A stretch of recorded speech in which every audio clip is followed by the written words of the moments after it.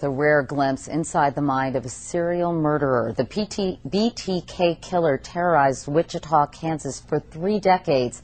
Now, in a jailhouse interview, you'll hear directly from him how and why he committed these gruesome crimes. Here's Dateline NBC's Edie Magnus. BTK seemed uncatchable. Everyone wondered who he was, where he was, until just a few months ago, when a most unlikely man who'd lived among them all along, Dennis Rader, was arrested. I am BTK. Yeah, I'm the guy they're after, 100%.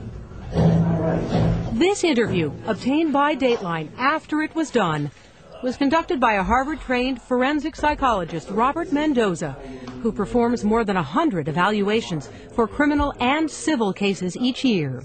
He was hired by the defense team to assess Rader's sanity. I got this fantasy. I started working out this fantasy in my mind, and once that person become a fantasy, I could just loop it over. I'd lay in bed at night thinking about this person, the events and how it's going to happen, and it became a real, almost like a picture show.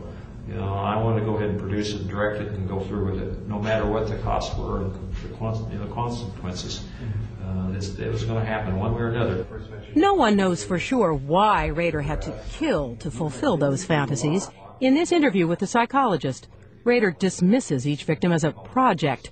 He says he'd begin by stalking. Stalking stage is when you start learning more about your victims, potential victims.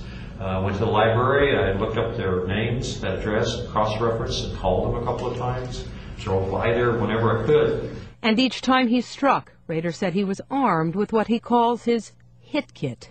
And your hit kit contained what? Plastic bags, rope, tape, knife, gun. All those wouldn't be in the kit, they'd be where I could have them in the house and gather them up. Tools that would come to define the work of BTK. The victims were often discovered bound with tape or rope tied in unusual knots.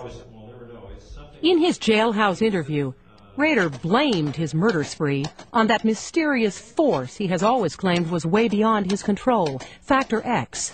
Something that's, I use it, I actually think I'm maybe possessed with demons. I was dropped on my head when I was a kid. I talked to some theological Christian people, and some of those people are really strong. They actually think, well, the Bible says that there's demons within you or can come into you. That's the only thing I can figure out. I have, something drove me to do this. The normal people just don't do this. You can't stop it. I can't stop it. It's just, it controls me. It's like it's in the driver's seat. 10 innocent people murdered to satisfy the twisted needs of one selfish man. And you can see much more of this chilling interview tonight on Dateline at 8, 7 Central, right here on NBC.